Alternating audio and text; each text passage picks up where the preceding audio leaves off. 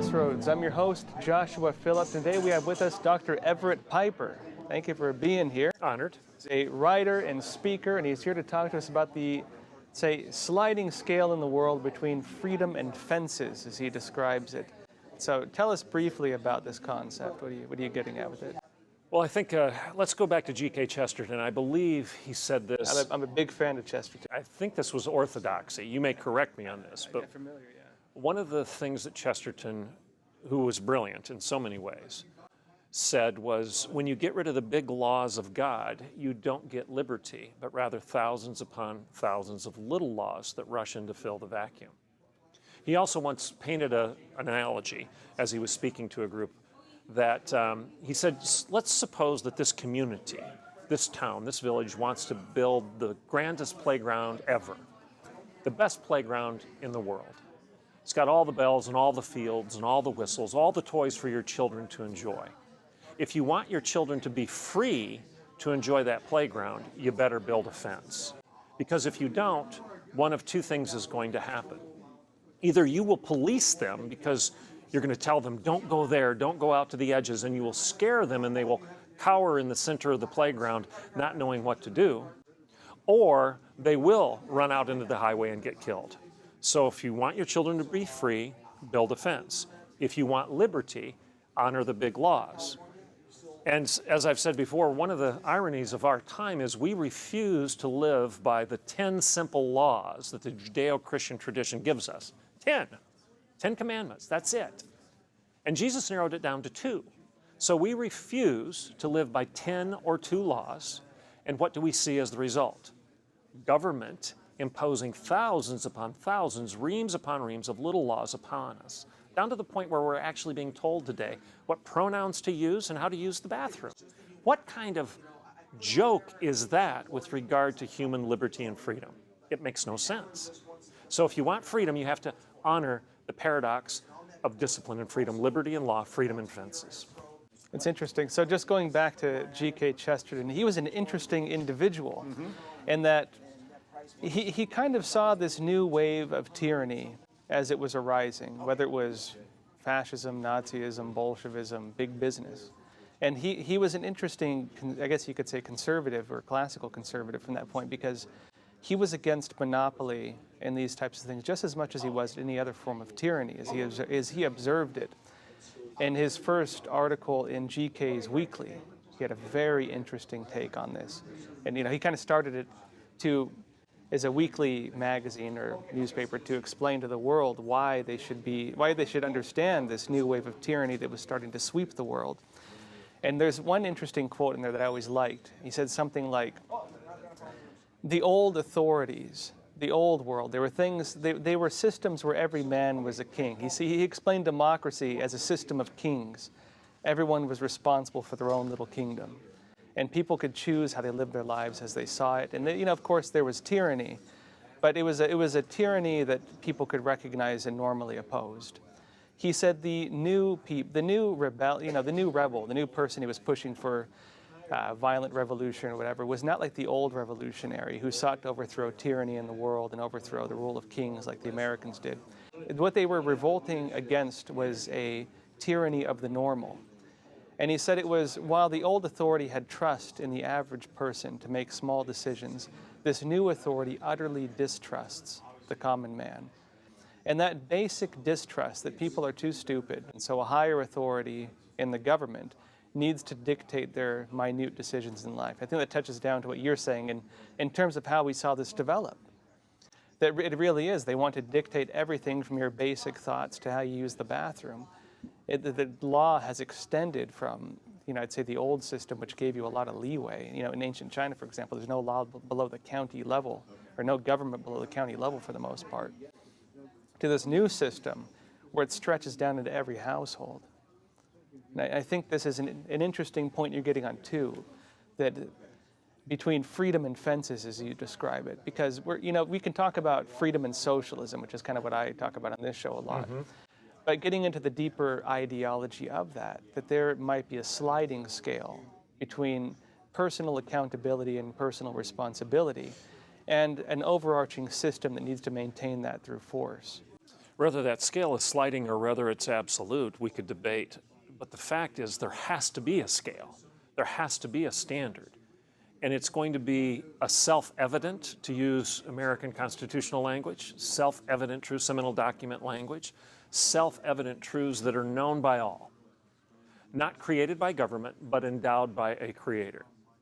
And as John Adams said, our Constitution is made only for immoral and religious people, and it is wholly inadequate to the government of any others. So what's his argument? His argument is truth with a capital T, as opposed to postmodern constructivism, which is a bunch of little truths, lowercase t's, where your truth is your truth and mine is mine and never the twain shall meet. And it doesn't matter what you believe as long as it works for you. Well, that's nonsense. Of course it matters what you believe.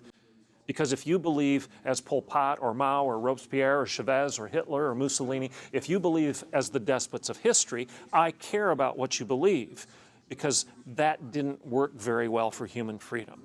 But Jesus, on the other hand, says you shall know what? The truth, and the truth shall set you free. It's the difference between opinions and truth. Your organization stands for tradition and truth, not tradition and opinions. When I was the president of a university, I didn't give students diplomas and opinions. I didn't pat them on the back when they graduated and say, congratulations, you majored in opinions. I actually expected them to learn something of the truths of their discipline above and beyond what they had when they started as freshmen. And if they didn't and don't learn those truths, they wasted their money. It's a lousy education. And someone might say, oh, well, that's just your opinion on what education should be. Oh, really? If you majored in engineering and you're designing an airplane on the basis of your opinion, please tell me which one it is, because I don't want to get in it. It's not going to fly. You know it, and so do I. Or if you're a nurse and you're going to administer medication to me on the basis of your opinion rather than the truths of science, stay away from me. You're a dangerous person. Opinions are always dangerous. They lead to bondage and slavery. Pol Pot, Mao, Robespierre. Truth sets us free. Opinions are subjective standards that can be malleable and change with politics and power. Truth is a constant objective. It's immutable. It's there. It's self-evident. It binds. But that binding nature brings the paradox of greater freedom rather than less as the result. It's an interesting discussion on truth. I was on a radio show just recently called Sons of History, and we were talking about integrity in journalism, and one of the questions that came up was that around truth. And we were talking about what is truth. I think and it's an interesting question, because I think isn't that what Pilate asked Jesus, yeah. Right? What is truth? Yeah. And how do we define truth? And so I was trying to give some leeway to some of the other big media, that I think what it is they're talking about truth as they interpret it on a feelings level. And so they believe that if they were to tell people the truth, say this just as an example of Donald Trump, for example, at Epic Times, we kind of just report what he says. We let people judge for themselves whether they think it's true or not. We say this is what he said, this is the context of what he said, you decide if you like it or not. A lot of other journalists, I think, they interpret it as they think he is fundamentally evil, and so presenting what he says may give people a misconception that he is good, as opposed to what they believe if they were to tell them the truth of what he said. And so they refuse to say that. And so they're withholding information to maintain the impression that they have based on a emotional perspective. Whereas we would say truth is as it is. You should say it as it is and explain the context as it stands. People can interpret it as they would like. It's Ben Shapiro's facts don't care about your feelings. It's truth with a capital T versus subjective truths with lowercase t's. It's journalism and news versus op-eds. Why is it an op-ed? It's an opinion piece. And there's a place for that. I write one, and I bring a lot of my opinion to a particular issue on the week, but it's known for being that. I make an argument, and I try to support that argument with my perspective and my views. But I'm honest and candid about how I do that. And there was a time when news agencies, newspapers and TV news venues and whatnot, admitted that that's the way you were supposed to do your job. Unfortunately, you're one of the last bastions that actually believes that that should be done. But it's so necessary. It's so necessary. Otherwise, you've got power rushing in to control everybody else, and you have a loss of academic freedom, for example, at Berkeley and Brown, and it's replaced with ideological fascism, where you're actually crushed by the fascist that demands compliance. You must think like us, you must walk like us, you must talk like us, you must say what we say and believe what we believe, or we will crush you. You're verboten, you're unwelcome, you can't be part of our academic community.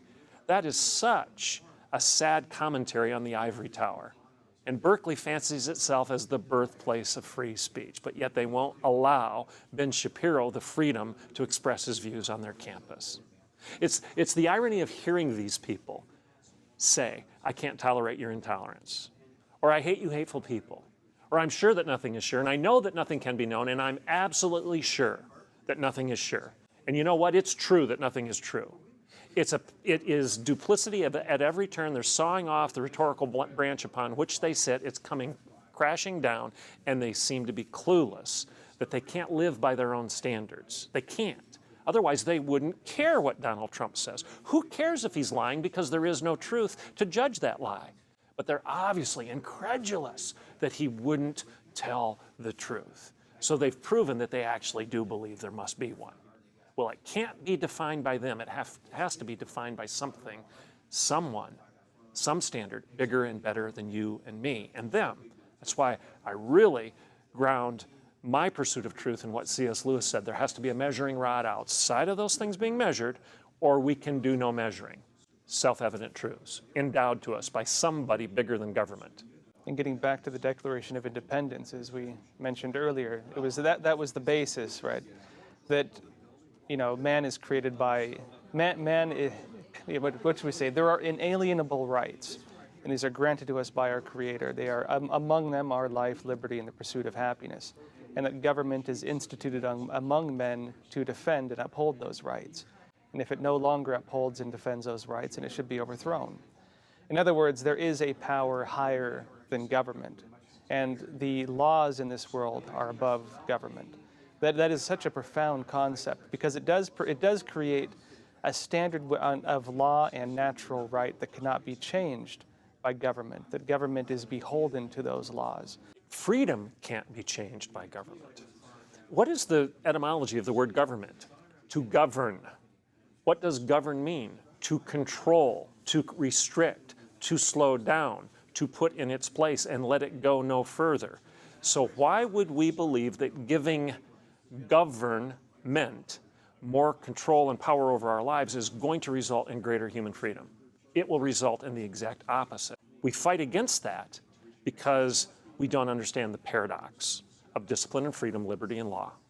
If you want to be a musician, you better discipline yourself to live within the laws of music. Otherwise, it's chaos, not a concerto. I wrote an article years ago, it's in my first book, Why I'm a Liberal and Other Conservative Ideas, where I'm arguing that I'm more of a classical liberal today than my left of center counterpart, because as a conservative, I actually believe in liberty. I believe in freedom. I believe in justice. I believe in goodness and beauty. I believe in purpose and happiness. I believe those things have to be defined by something permanent and true, otherwise we have chaos. I believe in liberty. In fact, let's go back to the birthplace of the liberal arts academy. Let's go back 1,000 years to Oxford. Why was Oxford established? To educate a free people, an education in freedom, an education of a free culture, a free man, a free woman, a free church, and a free people. It was an education in liberty, thus the word liberal arts. But the irony today is that as a conservative, I'm more classically liberal in my fight for liberty than my progressive counterpart who wants to shut me down and shut you down and restrict what you even can think and say. Yeah, well, that's the irony. Some of the classical liberals like Ludwig von Mises and Frederick Bastiat would be considered, far right these days even. You know? But yeah, the basis of liberalism, classical liberalism was liberty. And I think we make a mistake these days of defining people who utterly oppose liberty as being liberals. But I think this does get to 2 points you've touched on, actually. One is the idea of morality and its how it relates, I think, to government control over people. And I think we see this today very clearly with countries like China, where the Chinese Communist Party, through movements such as the Cultural Revolution, destroyed all religion, right, as thoroughly as it possibly could, and to this day, as we speak, is still persecuting people who are religious believers. In other words, it believes when you destroy religion, there is no power higher than government. I actually have a friend, he was telling me that, for example, in the house churches in China, the Communist Party inspectors went in and they said the 10 commandments are no longer, in line with Communist Party doctrine. The first commandment must be removed because there conflicts with the idea that there is a power higher than government, right? The Communist Party needs to be the highest power in the land. So the 10 commandments became the 9 commandments, as he described it. But what happens then? Social order becomes very difficult because, how should I say it? Order, stability of society can only become as stable as the government can control the basic actions of every individual. And it can only control them to the extent that it can monitor them. And so you have things like the social credit system where it tries to monitor and grade every single action of every single person, down to even their friends and relatives and who they interact with. That we see this kind of phenomena throughout history, right? That there is, say, order from above and order from below. There is the order of the government, the one that stretches down and maintains general order. But then there's the moral order of how we interact with each other in a way that is ethical. And I think that when people lose that moral order, then the government needs to, unless we go into complete anarchy, the government needs to stretch its powers down further into the basic choices of individual life. One of the principles of physics is vacuums are always filled. A vacuum will always be filled. So if you have anarchy, you're going to fill that vacuum of anarchy, that vacuum of nothingness, of no control, no stability, no direction, is going to be filled with something. It'll either be filled from within. You said from below. I'm going to change that and say from within. Yeah, but probably not the best. Well, we're probably saying the same thing, is probably perhaps. more accurate. Yeah. You're going to fill it from within, self-control, or you're going to fill it from outside, above, the power of force and government controlling the people. It will be filled. Vacuums always are. But the magic of the paradox of discipline and freedom, freedom and fences, liberty and law, is that that vacuum is filled with self-restraint because of the acknowledgement of the simplicity of those 10 big laws, as Chesterton defined them, versus thousands of little laws. And if you get back to the quadrilateral, which would we prefer? Let's just look at it pragmatically. Would we prefer, what works? Does tradition, the time-tested truths that have been here for eons, do those seem to be ideas that'll prevail and work for human freedom more so than new ideas that haven't been tested and we just don't know? Reason. We have logical capacities, but we abandon that and say foolish things such as, I can't tolerate your intolerance and I hate hateful people.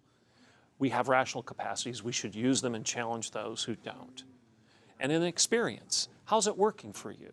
We should look at the experience of our own time. Does socialism work? It doesn't appear to. We should admit that and recognize that. The sexual debates today are so easy to engage with because the first question I have is, well, how's that one working for you? When you look at the fact that 25% of millennial-age women have an STD, how's that one working for you? When you look at the fact that there are more black children aborted in New York City than born in New York City, how's that one working for you?